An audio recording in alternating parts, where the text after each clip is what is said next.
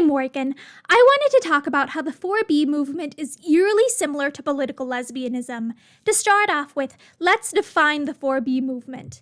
According to the USA Today article, What the 4B Movement in Boycotting Men Tells American Women About Where We Are by Isha Sharma, which was published on May 9th of 2024, Korean women are reclaiming their autonomy by refusing heterosexual marriage, bihon, childbirth, bichulsun, dating, bione, and sex, bisexu.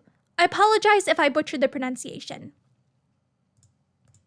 Now, let's define what a political lesbian is. My source is the article, My Sexual Revolution by Julie Bindel, which was published in January of 2009. A group of women who called themselves revolutionary feminists described political lesbianism as all feminists can and should be lesbians. Our definition of a political lesbian is a woman-identified woman who does not fuck men. It does not mean compulsory sexual activity with women. Bindel notes that this opinion was published in an infamous booklet titled Love Your Enemy? The debate between heterosexual feminism and political lesbianism from 1981. So, to summarize, a political lesbian is a woman-identified woman who does not fuck men. It does not mean compulsory sexual activity with women. Note that I've chosen sources from prior to November 2024 in order to mitigate bias. Both the 4B movement and political lesbianism involve boycotting romantic and sexual relationships with men. I find this deeply concerning because as a bisexual woman, I know full well that sexual orientation is not a choice. Being straight, gay, lesbian, bi, pan, or ace is an immutable characteristic.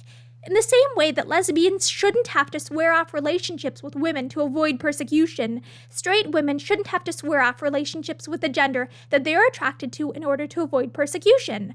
I think that expecting women to avoid relationships with the gender that they're attracted to is inherently regressive and homophobic.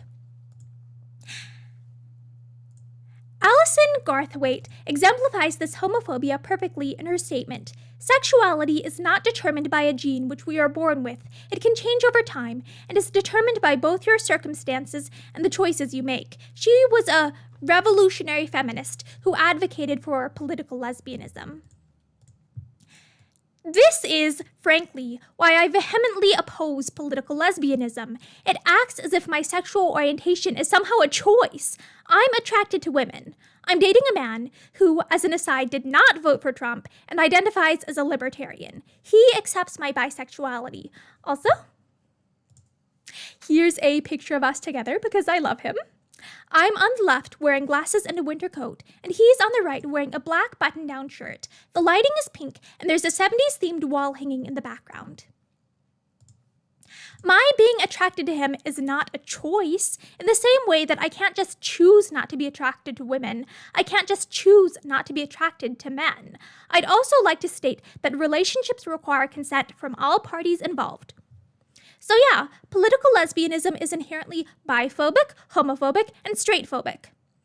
The 4B movement has the same issue of excluding people based upon sexual orientation.